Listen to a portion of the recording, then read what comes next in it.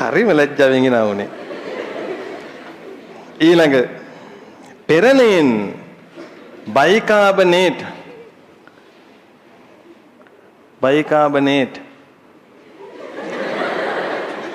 ප්‍රතිශෝෂණය වීම මගින් දේහ තරලවල මොන තුල්‍යතාව පවත්වා ගන්නවලුද? අන්න ඒක පොඩ්ඩක් තරුවක් දාගන්න බලන්න.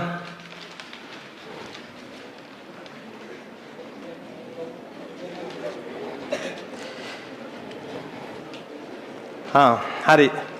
බයිකාබනේට් ආම්ලිකයිද මාෂ්මිකයිද ජෝඩිමණිගේ? දන්නේ? කියලා කියන දන්නේ නැල්ලු. මන් දන්නේ. කැමති එකක් කියන්න. බයිකාබනේට් ආම්ලිකද මාෂ්මිකයිද ළමයි? මාෂ්මිකයි. හැබැයි මේ බයිකාබනේට් ඕන වෙලාවක තමන් ළඟ තියෙන මොකක් ගලවලා දැම්මේ කියද? H+ දැම්මේ. කාට හරි කෙනෙකුට H+ දෙන්න පුළුවන් කියන්නේ? ආම්ලිකයි. ඒකයි එයා ස්වාරක්ෂක ගතියක් පෙන්වන්නේ. තේරුණාද? ඒ කියන්නේ එයාට තේරෙනවා නම් මාධ්‍ය ආම්ලිකයි කියලා එයාට පුළුවන් මාධ්‍ය තියෙන H ධන ගන්න. ඒතර එයා කාබොනික් හදනවා. තේරුණාද?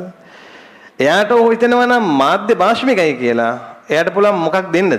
H ධන දෙන්න. තේරුණාද? ඒකයි වැඩි. ඒකයි වෙනකේ වැඩි.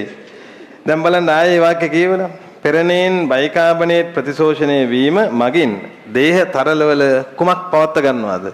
pH තුලතාවය. එයාට පුළුවන් අම්ල නම් අම්ල විදිහට, භෂ්ම නම් භෂ්ම විදිහට, දොන් නම් දොන්, සිමන් නම් සිමන්.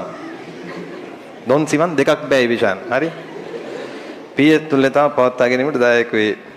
ඒ විශානේ බලනවා මේ මුට පේස් වේදිලා. එහෙම තමයි. right. එහෙනම් හරිද? අපි ඒ දක්වා ලීවා. ඊළඟ පෙරණේ සිට අන්තරාල තරලයට